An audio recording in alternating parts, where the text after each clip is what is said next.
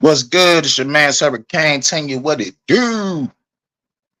And I got a message for each and every one of you. We don't have to deal with good for nothing family or friends. We don't have to not deal with society and they fuckery. We don't have to deal with none of this shit. Real shit. This is the message of the motherfucking day. Sometimes saying fuck everything is a level up, is growth. When you finally fed the fuck up, we don't even motherfucking say it. We just fucking just do. Right? You know, the back of the day when motherfucker be like, yo, nigga, when the motherfucker really tired, they ain't gonna say they tired. They gonna get the fuck on and just fucking do it. Rather you judo kicking somebody in the throat or you changing your life. You know what I'm saying? When a motherfucker fed up, we fed the fuck up. And real shit, I'm going through some shit with my little brother. My little brother popped up over here and the nigga stole from a nigga. So you know what that means? You're not allowed back over here. I got a call from my uncle talking about no. His uncle on his daddy's side. Shouts out to Crystal. Much love. He called over here and talk about my little brother was over there stealing shoes and tools. Last thing he did over here was steal my fucking money. So he's not allowed back over here. Nigga popped up, right? I ain't answer the fucking door. I wanted to hurt him. I wanted to fucking hurt this motherfucker. How you gonna just pop up over here like you ain't done shit? I'm like, nigga, you just got out of jail, nigga. How's you dressing all fly and driving the look like a new fucking car? Nigga, I know that's somebody else's shit. I'm looking at him out the window and shit. You know how motherfuckers that's liars and thieves and scammers, you know, they be acting like they looking for shit. They always rummaging through their fucking pockets and shit. They rush to their pockets, they looking around and shit. I'm like, man, nigga, I hate that shit. I mean, it's like, you know, like the same shit I seen with my mama when she was alive, doing the same dumb shit, going in people's places and stealing. And plus he went over to another spot. Shouts out to my OG homeboy, brother. He had to come to the motherfucking door with the burner because the motherfucker don't know what the fuck my little brother on. So nigga, I should have popped his ass. That's what I would have fucking did. Because you out here fucking up your name. And not just your name, my name. You know what I'm saying? So it's like, man, fuck him. Fuck him. You know, we gotta set boundaries. And it's like, dog, you in your fucking 30s. Like, what the fuck you doing stealing from family? You claim you a street nigga. You claim you do all this shit in the streets. Then why is you stealing from family and friends? Hell yeah. This motherfucker. And this is supposed to be my little brother. So now it's like this. I don't consider motherfuckers family. Fuck all that motherfucking, we family, we supposed to do this, we supposed to be Christian and all this shit, and forgive and forget. I ain't forgiving it, and I'm not forgetting shit. And God is going to catch these hands when I see him, if he real. Now, and this is what these narcissistic family members do. They use this shit as a crutch. A crutch, be like, come on, man, we brothers. Come on, man, we cousins. Come on, man, I'm your uncle. Come on, man, I'm your father. Come on, man, I'm your mother. You gotta forgive me. Come on, man, you just gotta let it. I ain't gotta let shit go. Y'all motherfuckers ruined my fucking life. And when I try to fucking rebuild it, you bitch ass motherfuckers come out of no fucking where to try to destroy me again and then play victim. So when I start popping and start swinging, I'm wrong. When I start calling shit out, I'm wrong. Everybody in the fucking family think I'm wrong for calling out the bullshit, but yet need my fucking help. And I told everybody, don't call me for shit. If you fucked up in your life, nigga, go to church. Because when I try to give you enlightenment, you went to go tell everybody else. Just to tell you that I'm fucking crazy, but telling you need to look within to get your shit together. But no, go, keep on relying on Christianity and the Sky Daddy, your slave master. Go to church. motherfucker. Shouts out to Ray.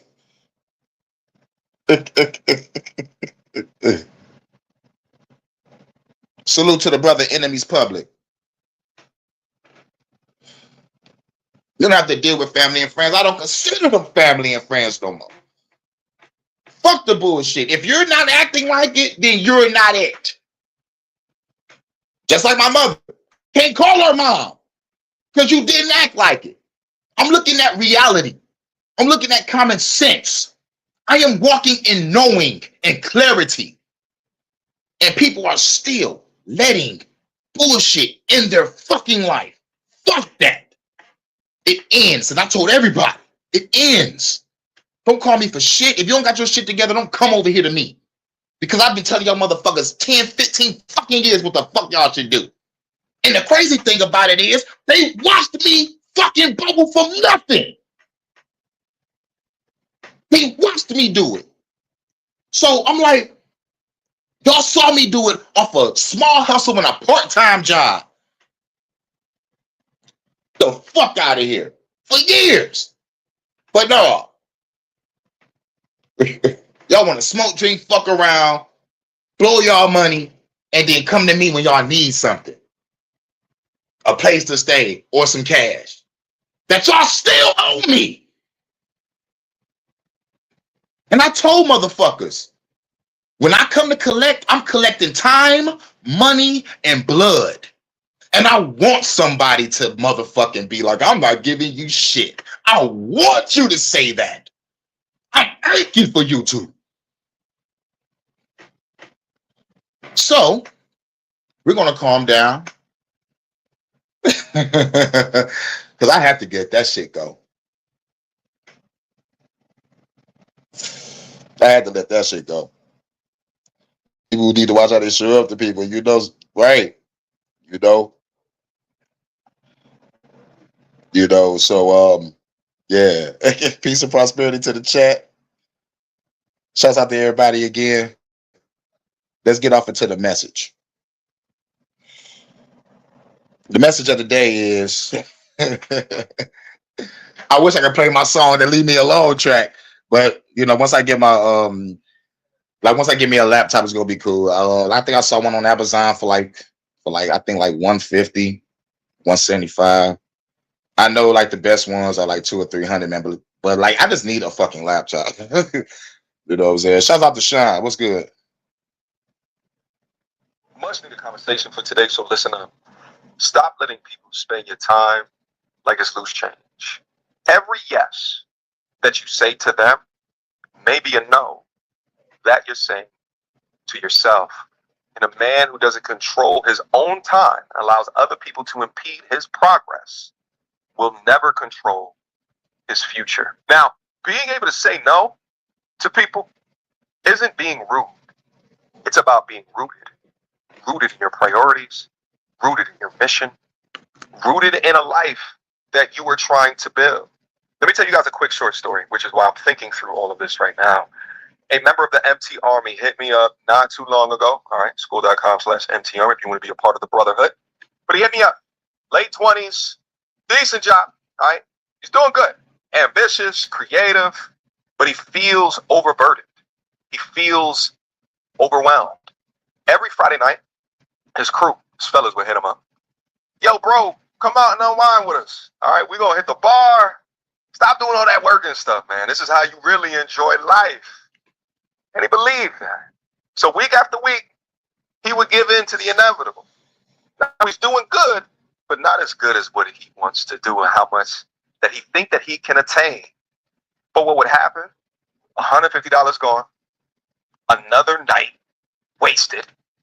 Hangover, which is going to take a couple of days for him to officially get over. And then goes the regret accumulating into zero momentum. And slowly, his ideas will dry up. The energy, the exuberance that he has will fade, and the discipline is gone. And eventually, after realizing this pattern, he messaged me. And what he said to me was, I think that I'm losing myself trying to keep up with everybody. And that's the problem. Fuck trying to keep up with everybody. Do you.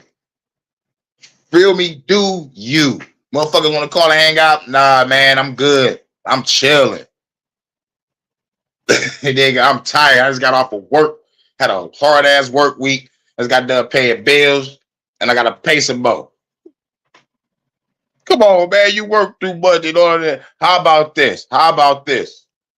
How about y'all come over here and we chill in my backyard and drink some shit from the liquor store? How about that? Come on, man. What about the hoes and all that? How about you go to the club and you bring them over? Come on, man. You know fun.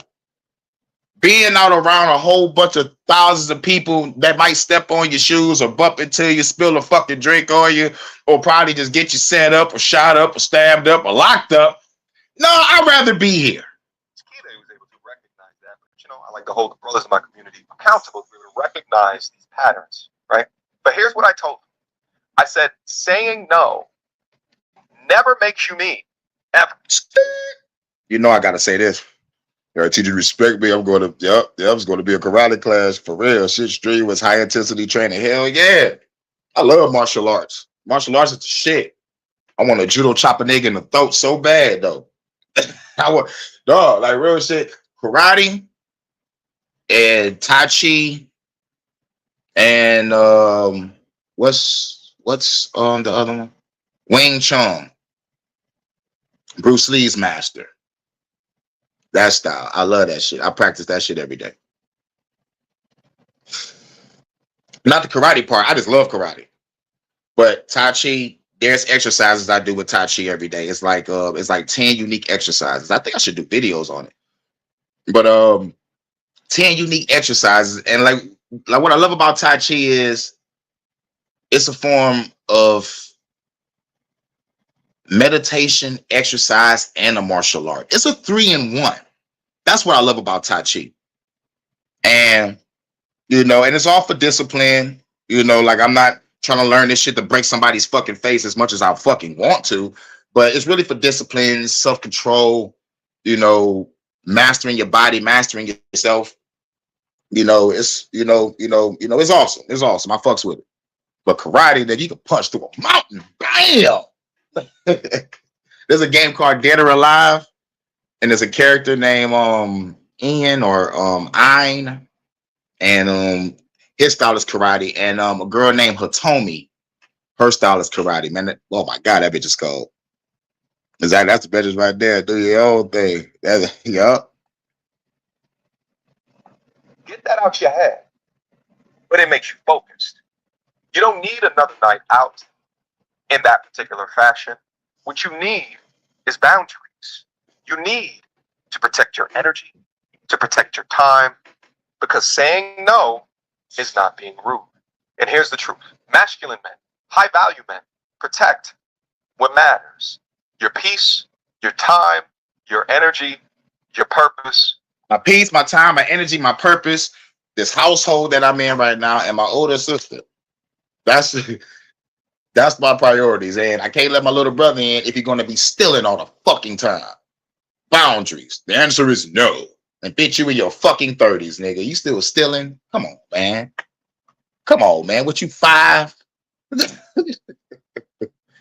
Some shit I look at, I be like, man, nigga, this shit childish as hell. It's like basketball and football. I'm like, nigga, how the fuck is these niggas getting millions and millions and billions of fucking dollars running the ball up a court or shooting the ball through a hoop? How come the teachers can't get that fucking bunch of money?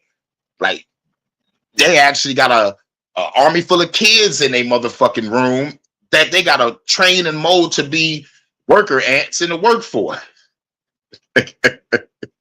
Even though it's an indoctrination camp, it's bad on both ends, but I'm saying that to say this. Teachers should get more money than athletes. Your money. We are mission driven. And if your mission is legacy, every yes that you Yep. Had a 40-degree black belt. Yeah. 40 years.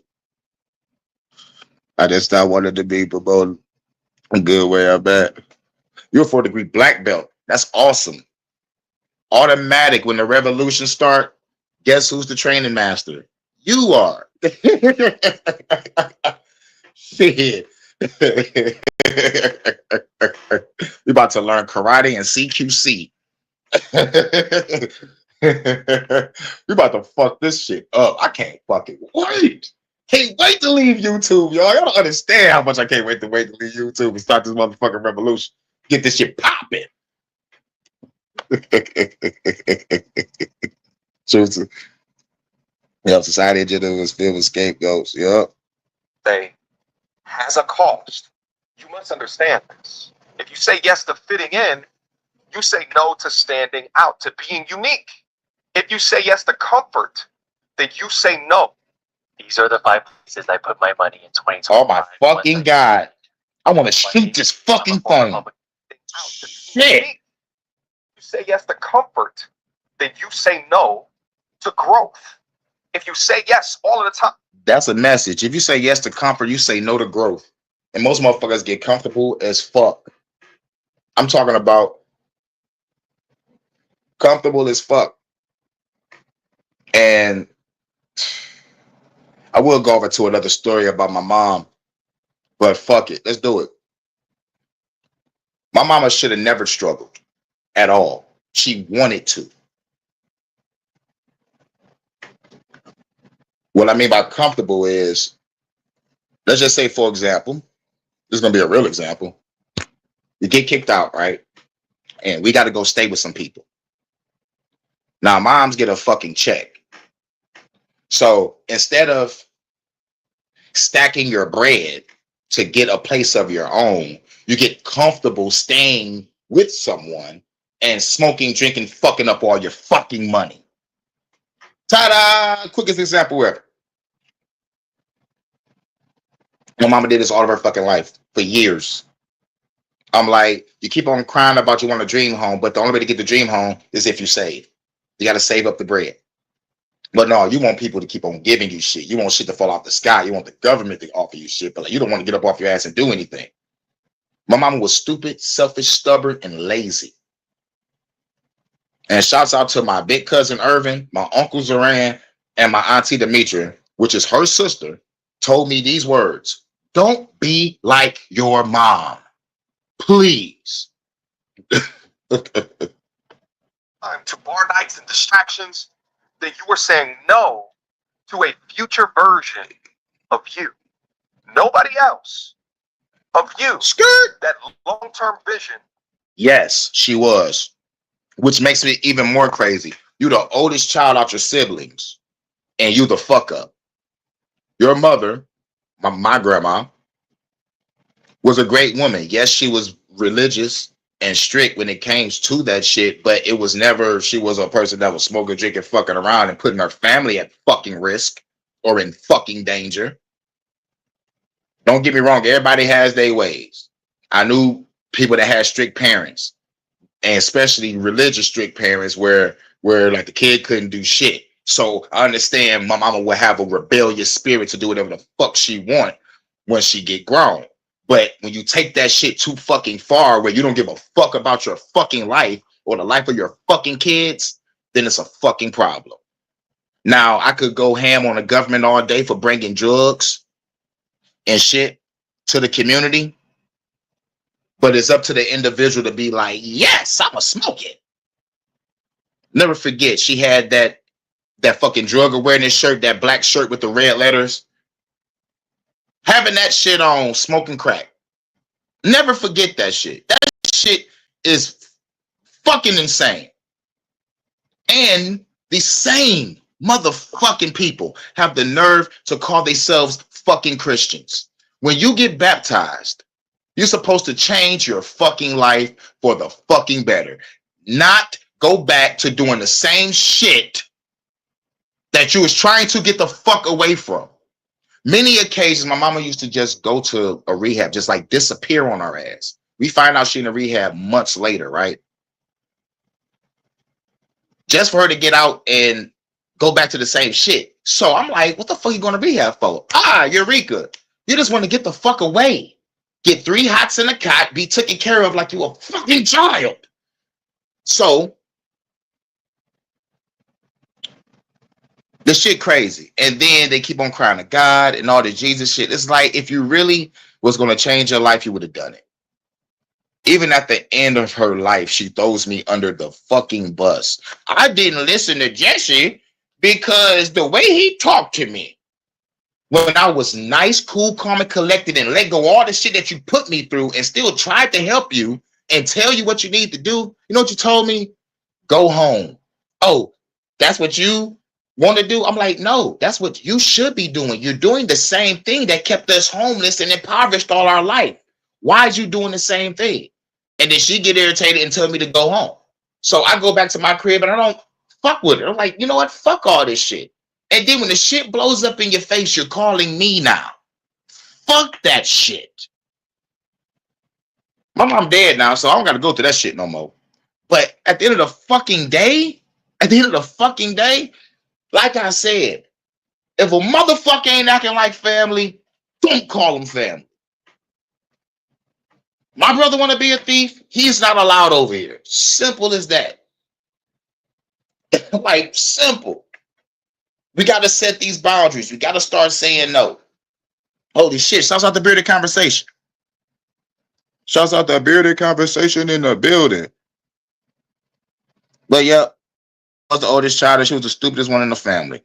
Because everybody else in this family got a hit on their fucking shoulders.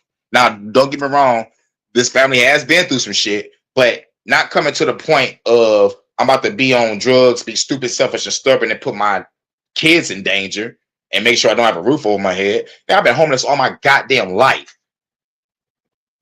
You know what I'm saying? And when I was a Christian, guess what I did? I prayed and I prayed and I prayed and I prayed and I prayed. Jesus, help my mom get off this shit. Save me from this situation. Let's have a roof over my head. I'm tired of sleeping every night wondering if this is the last night that I'm going to be here. This shit was fucking crazy. Scary as shit. So, and yet, everybody's silent. Motherfuckers telling me, come on, man. Don't say all this shit. Come on, man. All families is fucked up. Yep, sure is. And they scared to fucking say it. I'm not. I've been holding all this shit in for years. Now I'm speaking my mind. Everybody's scared. Motherfucker tell me, come on, man. Don't say that shit. Don't talk like no. Fuck all that.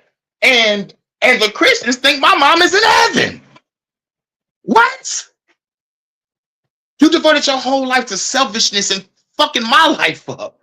And even at the end of your life, you fuck your life up. Nigga, at the end of the day, if God and that Jesus shit was real, you are not in heaven. Best believe that. And most of you Christians, some of y'all think y'all the 144,000 chosen. Let me tell you something. That book already told you what Jesus gonna say when he come back. He gonna come back and say, I don't know you.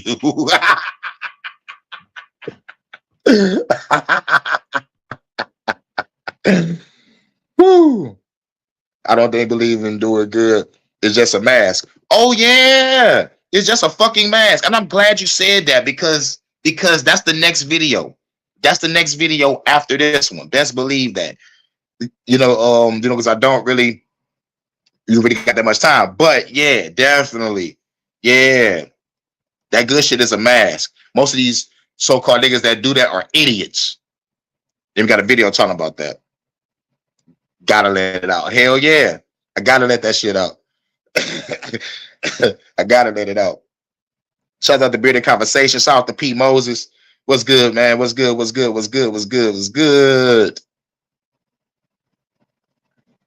Yo. Oh yeah, the after party is over there at Bearded Conversations because he be going in at 10.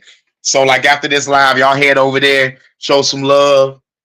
Toxic Tuesday, right? It's a Tuesday, yeah. Toxic Tuesday, motherfucker.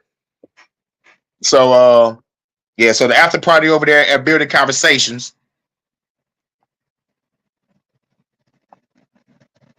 Long-term vision of you, the man that needed to stay in on that Friday night and build as opposed to binge, may never be created. So let's flip that mindset. Flip the mindset in understanding the importance of your most valuable asset, which is your time. Flip it. Your time is capital. Skirt. God damn, you made me stop again. God damn, Chris, that's a good fucking question. What the fuck you put this here with Lucifer? Yeah, I got another question too. Why the fuck he just don't murk Lucifer? You know what I'm saying? He's supposed to be all powerful, all knowing. Why you just don't murk Lucifer? So we can just have peace. But no, we got a whole bunch of spiritual gang banging going on. We got gods all over the motherfucking continent, all over the world, continents of the world. Spiritual gang banging, light shows in the sky. And Lucifer down here like eating some motherfucking crumpets and drinking tea. So about he's here to kill, steal, and destroy. Far as I've seen, it's people. But yeah, good fucking question. Why the fuck are we here with Lucy? It's like real shit. Great war in heaven, right? And Earth is like, it's just like right here. I don't know if this the battlefield or not, but even if it wasn't the battlefield, a nigga got knocked down here that was up there fighting y'all niggas. Come down here and get this nigga. His currency and invest with intention. God damn it. Yeah, to test us. Fuck him. Fuck that, because I'm not no motherfucking experiment. I'm not no experiment. Y'all playing motherfucking tug of war with my goddamn soul. To the left, to the right. Devil pulling me this way, God pulling me that way, and they both on some whole shit. In the old God is playing both sides of the chessboard. He told Moses, yo, nigga, I'm gonna put an evil spirit on Pharaoh. But God, like, don't you want me to go save the people? Yeah, but it's gonna be boring. So I'm gonna make the Pharaoh chase your ass. Not short-term gratification, not emotion. Because it doesn't help build you. If it doesn't help align you to your mission, if it doesn't serve your North Star, then the answer is no. You don't owe anybody any type of explanations. You just owe yourself your life, your legacy, and nobody else is going to be summoned in building your own legacy. I used to drink often within my life, and now I have completely cut it outside of I used to drink often. I completely cut it down to 85%. No.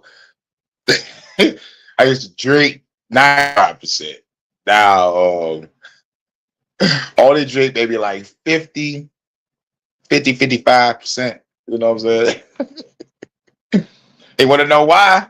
Acid reflux is a motherfucker, son. Like major holidays or like I'm taking a vacation, and even my name's Cameron Salo. I'm Dylan Salo, and we're currently attending NLC Idaho campus. Oh my God.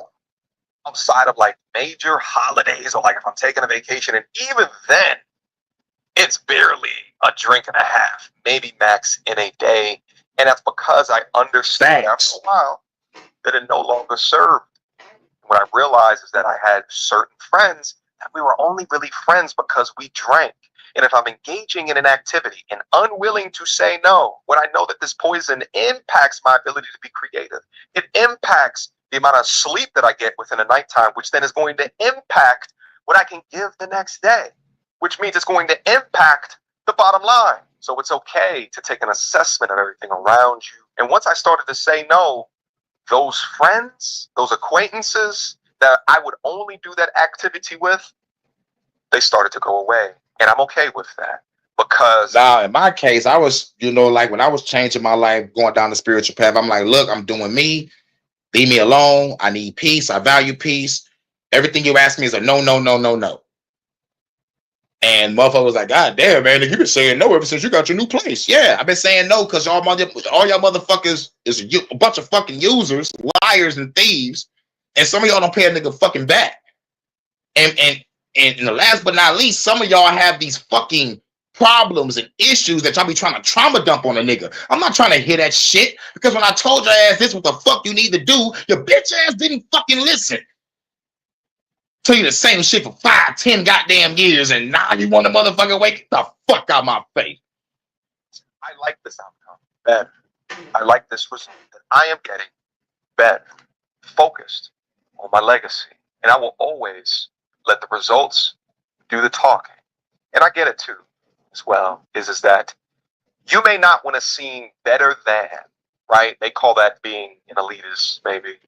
You don't want to seem like you switched up, that you're just disavowing the whole. Nigga, fuck that. I don't give a fuck what a nigga think. Yo, you switched up, you changed. I'm like, yep, I switched up and stopped being in the fucking streets all day with y'all to choose to stay in the house. Yep, I changed. I choose to value peace over chaos. But I will bring chaos to your fucking life if you fuck with my peace. All of the old, whatever, friends, what have you. But let me be real, okay? Being a people pleaser is legacy suicide. If you keep saying yes to everybody, you'll end up with nothing left for yourself. And it's okay. Let them talk. Let them call you boring. Let them call you corny. Let them call you a clown. Let them call you whatever. But what they won't call you is successful.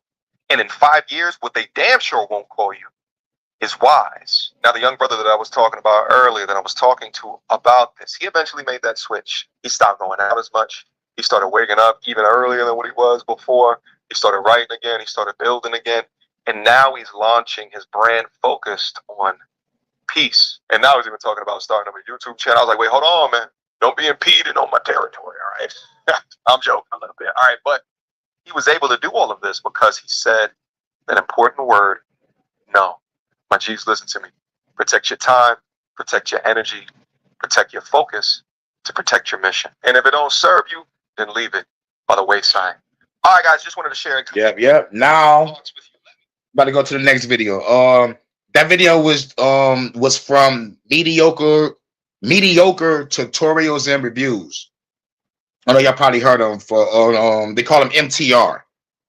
You know, so yeah, fuck all that being around the crowd. I created my own peace and I'm protecting it by any means motherfucking necessary. I'm protecting my peace like Malcolm X was at the window with the motherfucking with the burning it. Real. You fuck with my peace, you're gonna motherfucking see the peace. All you gotta do is pour the peace out and there will be peace. For real. Okay, now next, here we go. Works 24/7 to kill 99. Yeah, it's like we're surrounded by idiots disguised as good people. God fucking damn it. These unskippable fucking ads, dog. And motherfuckers like, get the premium. How about no, nigga? I'm broke, nigga. I'm broke. And plus, why the fuck would want to get a premium just to take away ads, just to watch a video that's going to put its own ad inside the video in mid motherfucking stream? I'm going to have to fast forward anyway. I'm trying not to press my motherfucking screen no more after I click on the video.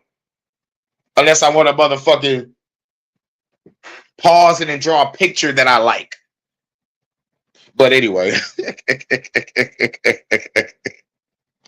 let's get it.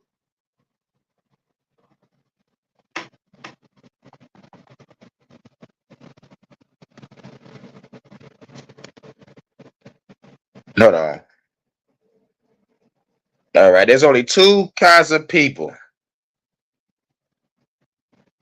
Tell the truth to those who know nothing and those who know everything, by Oscar Wilde.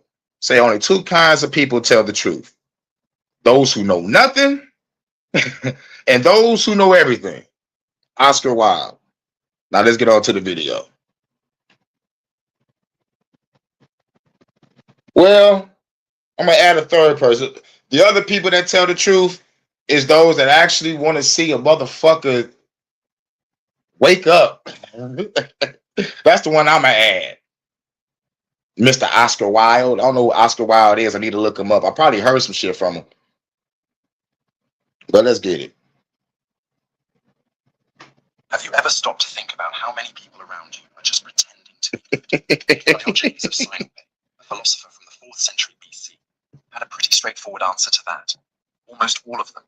He lived in a barrel, despised social conventions, and had a simple mission: to show how society as a whole was just one big theatre of lies. This man walked through the streets of Athens with a lantern in broad daylight, saying he was looking for an honest man. Spoiler but he never found one. Diogenes wasn't just being provocative. He had discovered something that still makes people uncomfortable today. We live surrounded by people who wear masks of kindness, but inside, they're completely different. Diogenes' cynical philosophy wasn't about being grumpy or negative. It was about having the courage to see reality as it really is, without the pretty filters that society forces us to use. Yep. For example, my stupid ass little brother. I don't give a fuck how nice you dressed up. I don't give a fuck what nice ass car you pulled up in. Bitch, nigga, you a fucking thief and a fucking liar and a scammer. And how dare you come over here like you just ain't do what the fuck you did. You better be lucky I ain't open up that fucking door on some real fucking shit. But that's your brother. That's not my fucking brother. And this lesson has never been as relevant as it is today. How many smiles did you receive today that were completely fake? How many times did someone ask you, how are you, without really wanting to know the answer? We live in a society where politeness has become a theatrical performance, and we're all actors forced to play roles we didn't choose. Diogenes saw this with total clarity. For him, gestures of civility were like makeup. They only served to true faces. When someone compliments you at work, are they being sincere or just following a social script? When a neighbor greets you with that big smile, are they showing real affection or just fulfilling a social obligation? The Greek philosopher had his own method for testing people's honesty. He would break all the etiquette rules on purpose. He'd eat on the street, sleep anywhere, say exactly what he thought. And you know what happened? People showed who they really were behind their polite masks. They got furious, uncomfortable, aggressive. Of course, not all politeness is fake. Some gestures of civility really do make coexistence easier and demonstrate genuine respect. But Diogenes teaches us to tell them apart. Real kindness doesn't disappear when nobody's watching, doesn't change based on convenience, doesn't need an audience to exist. Today, there's a new form of morality that Diogenes would certainly question. Political correctness turned into dogma. I'm not talking about respecting differences. That's always been important. I'm talking about when that respect becomes an empty ritual, a list of forbidden and approved words that you follow without thinking. Watch how some people talk. Every sentence seems to have gone through an internal filter, checking if it's aligned with the moral expectations of the moment. They don't express thoughts. They recite social catechisms. Yeah. Have you ever heard a person that like, you know, like you could tell that they're regurgitating something that was told to them or like something that they saw? It's like, you know, like, it's like, God damn it. It's like, that is not your thought. You know, because like a person, you know, I don't know what it is. It's just like when a person being authentic, you can kind of, let's just say, feel the spirit and that emotion behind what they saying. It's like sometimes, well, fuck it. Fuck it. You can use me as an example. Y'all know when I go crazy, my whole tone changes, the fucking voice change. I want to go dark. It's as if they've memorized a manual on how to be a good person, but forgot to develop genuine goodness. Diogenes would say that this obsession with not offending is a sophisticated form of intellectual cowardice. When you're so afraid of thinking wrong, you stop thinking altogether. You prefer to repeat ready-made truths rather than discover your own convictions. And here's the paradox. A generation that constantly talks about authenticity, but lives following pre-approved scripts. The most ironic thing is that this new moral orthodoxy has created its own fundamentalists. People who monitor every word others say, ready to punish any deviation from accepted doctrine. But does this constant surveillance produce better people, or just more cautious people who've learned to hide their prejudices behind clean language? If you've ever felt bad about helping someone without photographing the moment, welcome to the 21st century. We live in an era where any act of kindness... Oh shit, let me help you out, but hold on. Let me grab my camera first. Hey, nigga, what? That shit fucks me up. Like real shit. Like I'm talking about like genuine help.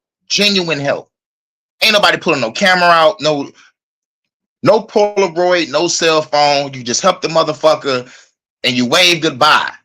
But motherfuckers like, yo, nigga, let me help with the camera. that isn't documented, almost doesn't count as real kindness. It's as if generosity only exists when it has an audience. Diogenes lived in an age without cameras, but he perfectly understood this type of moral theater. For him, true generosity was almost invisible, not because it was hidden, but because it didn't need to announce itself. When you do good to feel good about yourself, not to be seen as a good person, the motivation is completely different. Social media has created a strange economy of virtue. Every good deed can generate likes. Every cause embraced can earn followers. and this has contaminated even genuinely generous impulses.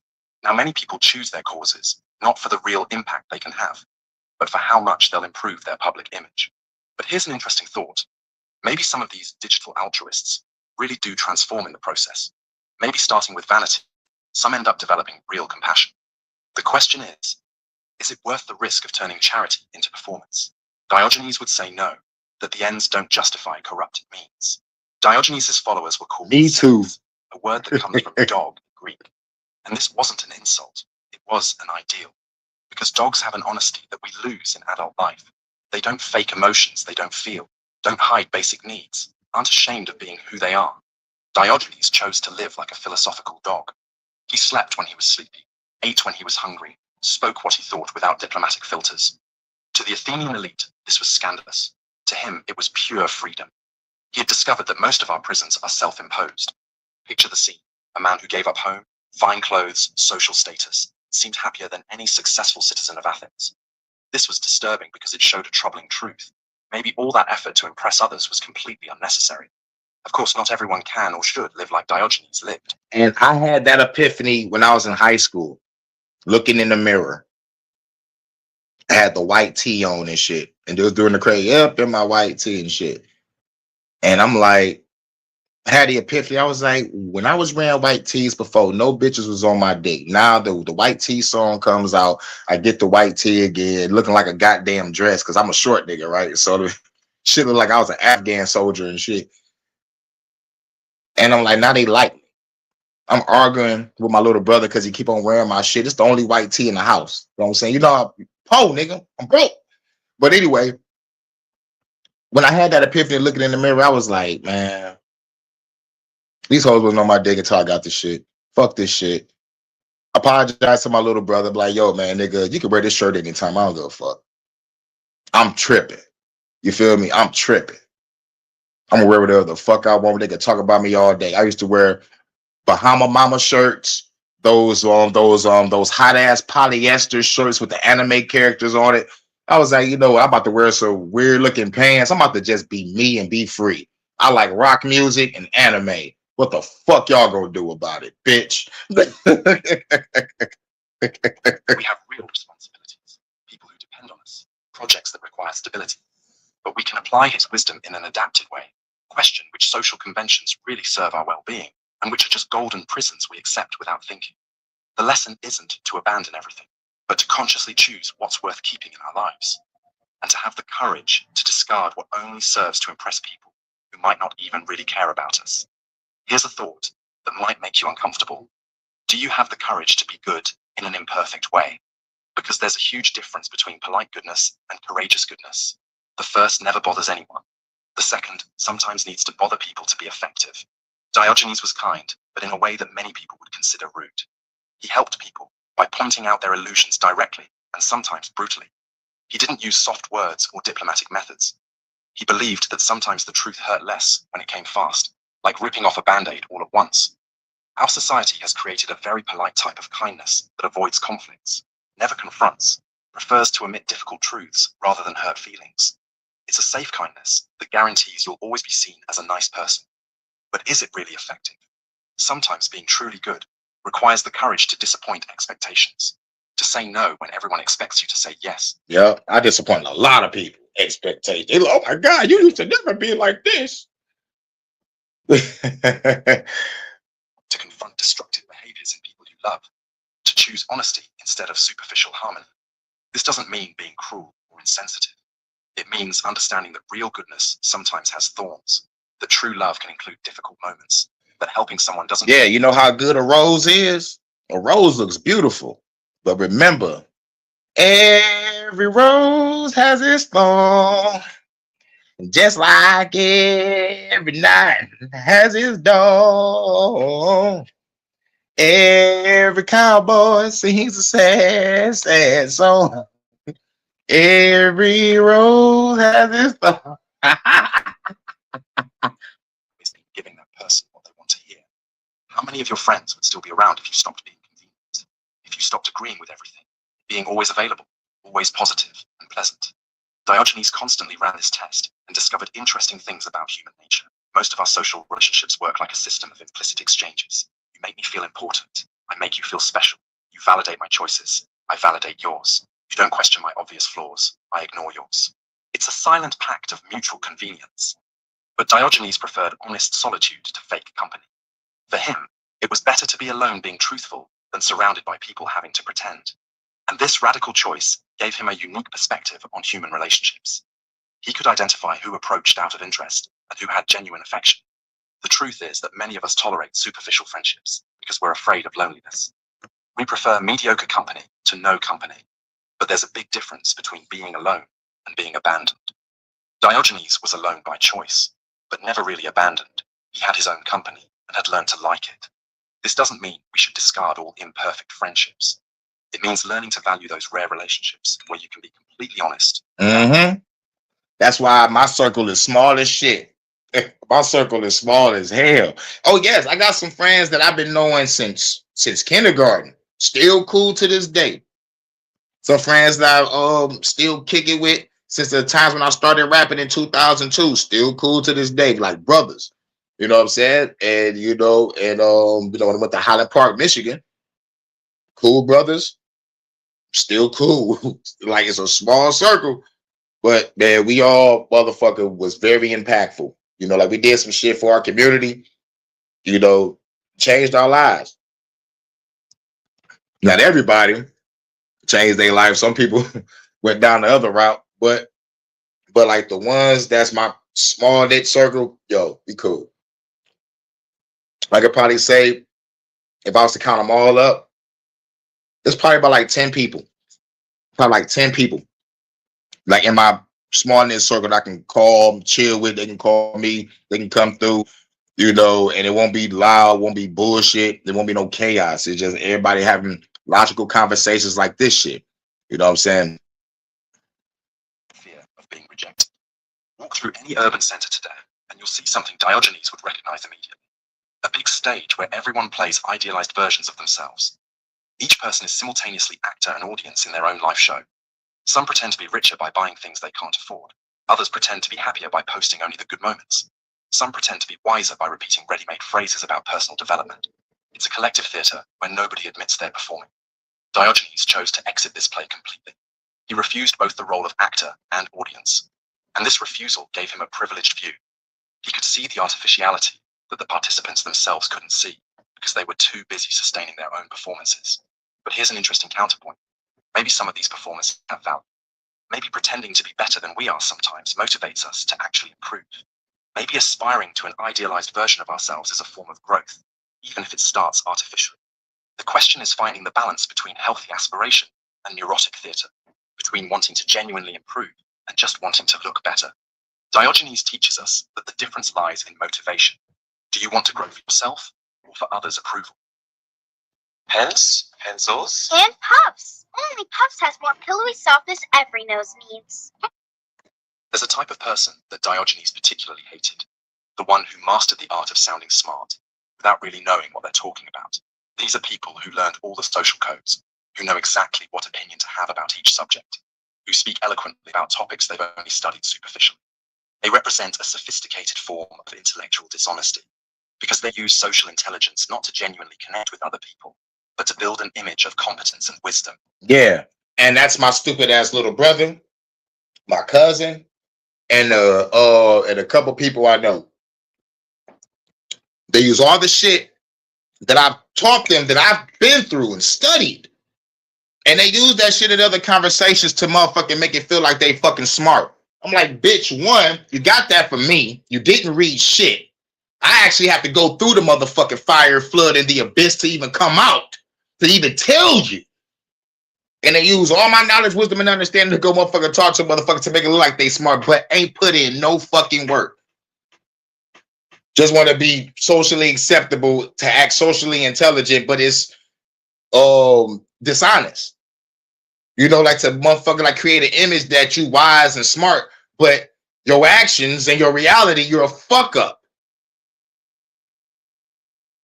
Going back to my brother, I'm gonna fuck how you look, what you driving. You could be the crispiest nigga on the planet, nigga. You still a liar, thief, and a fucking scammer.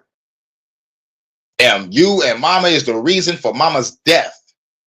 I want to go to an abando with no lights and water instead of listening to Jesse that actually had majority of the money. All he needed was $250 to get a fucking nice ass house with lights, water, and my mama could have been alive right now.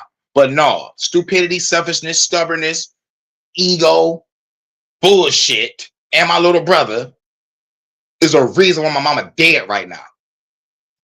There's many reasons I want to just ice my little brother. Real fucking talk. But you know what a motherfucker tell me? That's your brother. Christian be like, come on, man, that's your brother. He who hates his brother is a murderer. Well, I murdered that nigga in my mind 1,000 times, and I got 1,000,000 more to go. I'm about to motherfucker throw on Do or Die. 6 million ways to die. But about the pop open the cheek, the money like a holocaust. But the top of the mouth, the remote, the air, the beard, the big chip up the other beard, and you bury the man because I'm gonna carry the man. You know, with this on again, with this on again. Triple B was my only friend. Nigga see the reality, the dog. This bitch get rich, go class, get jazz, and side, come on the real shit, because of the real shit. Get on the, man. I hear that shit. Politicians always campaigning for their own reputation. Diogenes, on the contrary, took pride in admitting ignorance. When he didn't know something, he clearly said he didn't know. When he didn't understand, he asked simple, direct questions. For him, faking knowledge was a form of cowardice. It showed fear of seeming ordinary or limited. Our era has amplified this problem. With infinite information available, many people think that having access to data is the same as having wisdom. They confuse the ability to Google with real knowledge, the skill of repeating information with genuine understanding. But there's a liberating irony in this. When you stop trying to impress with your intelligence, you can start using it more effectively. You don't need to prove you know everything. You can focus on learning what really matters. And this, paradoxically, makes you wiser than any intellectual performance. Hercules had only a cloak and slept wherever night fell. When he saw a boy drinking water straight from the fountain with him, She can't delete it, Abel. Cain is the first murderer.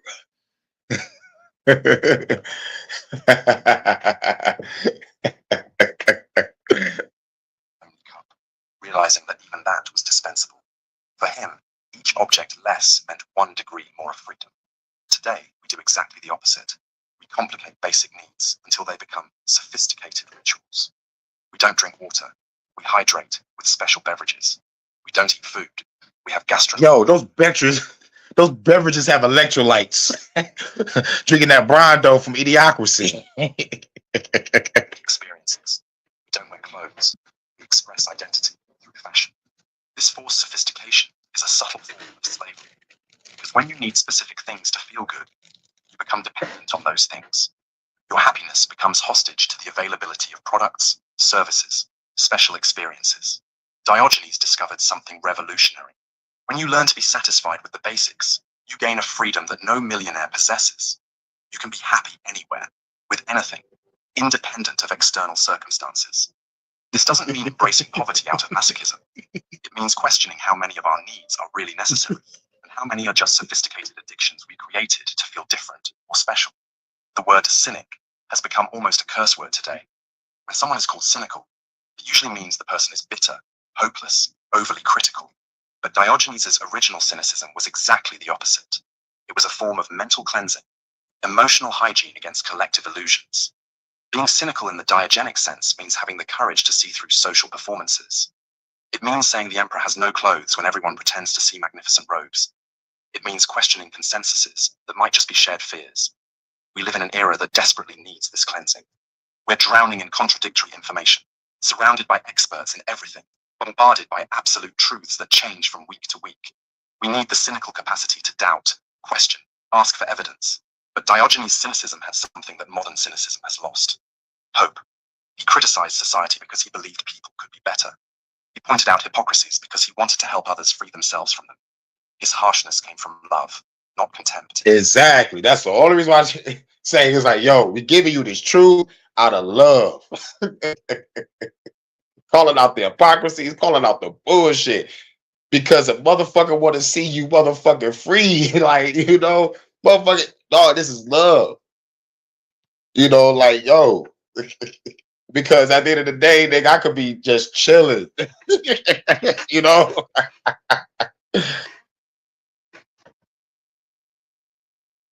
Sick cynicism is the kind that criticizes without proposing alternatives, that points out problems without believing in solutions. Healthy cynicism is the kind that clears illusions to make room for better Facts. truths. One of the most absurd pressures of modern life is the obligation to have an opinion about everything. If a tragedy happens on the other side of the world, you need to take a position. If a controversy arises on social media, you need to choose a side. If someone close goes through difficulties, you need to demonstrate adequate empathy. Diogenes knew that sometimes honesty requires silence. When you don't know a situation deeply, when you have no real connection to certain pain, faking feelings is just another lie. It's more honest to admit limitations than to manufacture instant compassion. The emotional inflation of social media has turned genuine feelings into mandatory performances. Everyone needs to always be sensitized, always touched, always emotionally engaged. But real feelings don't work like that. They're selective, personal, impossible to force. There's something deeply false about people who demonstrate the same emotional intensity for personal tragedies and trending topics, who cried equally for the death of a relative and for a cause they discovered on Instagram. This emotional equivalence isn't sensitivity, it's the opposite of it. Diogenes chose his battles. He cared deeply about some things and completely ignored others. And there was beauty in this selectivity, because it showed that his feelings were real, not manufactured for public consumption. In the end, Diogenes puts us before a choice that defines every human life. Do you want to be free, or do you want to be approved? Because often, these two things are incompatible, and you need to choose which is more important. Social approval has clear rules and guaranteed rewards. Be polite, positive, inclusive, empathetic. Support the right causes, speak the appropriate words, demonstrate the expected feelings. It's a safe path to being accepted and loved by most people. But real freedom sometimes requires that you disappoint expectations, that you disagree when everyone agrees, that you choose truth instead of diplomacy, that you say no when they expect you to say yes. And this can make you seem difficult, complicated, inadequate. Diogenes made his choice more than 2,000 years ago. He preferred to be free and misunderstood rather than accepted and false. And this decision gave him something that most people search for their entire lives without finding: genuine inner peace. Because when you no longer need others' approval to feel valid, when your choices come from internal convictions and not external pressures, you gain a tranquility that no popularity can offer. True goodness can only exist when it springs from free choice, made by someone who knows their own shadows and still decides to do good. Without this freedom, all virtue is suspect. It might just be well-trained obedience, fear transformed into morality. In the end, being free might be the only real way to be good. Woo! Now that's a message. I want to say shouts out to everybody coming through. And make sure we go over there to Bearded Conversation. Like, I think he live right now because he got the I think like from 10 to 12 or 10 to 2. I'm not sure. But yeah, that's the after party. That's where we about to head to. But shouts out to everybody coming through. I just wanted to get this off my chest. I had to get this off my chest, you know. And using up these StreamYard minutes. I think I probably got maybe like 2.5 hours left. I just had to get this out.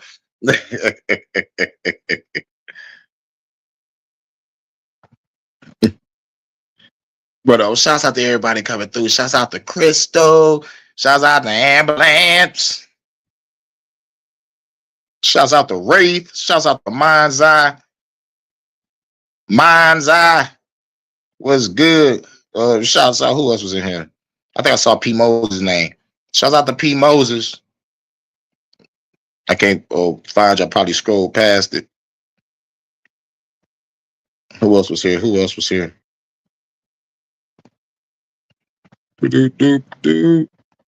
Oh yeah, shouts out to Mac V Productions. What's good? Mac V. What it do? What it do? Crystal is cool. Shouts out to you all day. Shouts out to Bearded Conversations. We about to head over there. See what's popping. See what's the topics for the night. Shouts out to the enemies public. The brother Nasir. Shouts out to Sean. What's good, Sean? Who else? Who else? Who else? Who else was here? I think that's it. But shouts out to everybody that came through. This is the message of the week or the message of the day, I guess. And working on some new music right now. And might do a Fuck the Government podcast like in about a week. You know, like I wait till all my shit get back up to 20 hours, and then we're gonna do a Fuck the Government podcast. But and an HHN special report. You already know, because it's a lot of shit that happened during the week.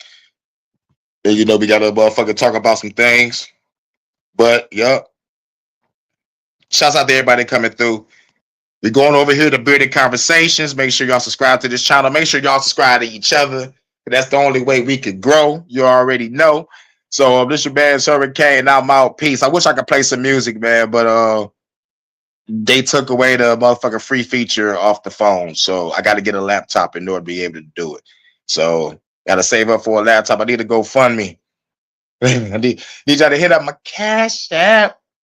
I'm trying to scratch up $200. I need $200 so I can give me a laptop so we can get back to this shit. I got to invest in myself. I got to invest in this shit if I'm going to keep on going. Like, even though I can't wait to leave YouTube and go start the revolution, but shouts out to everybody. Had to get this on my chest, you know, and don't let nobody take your peace. Guard your peace, guard your energy, guard your household, guard your home, wherever you're at with your life.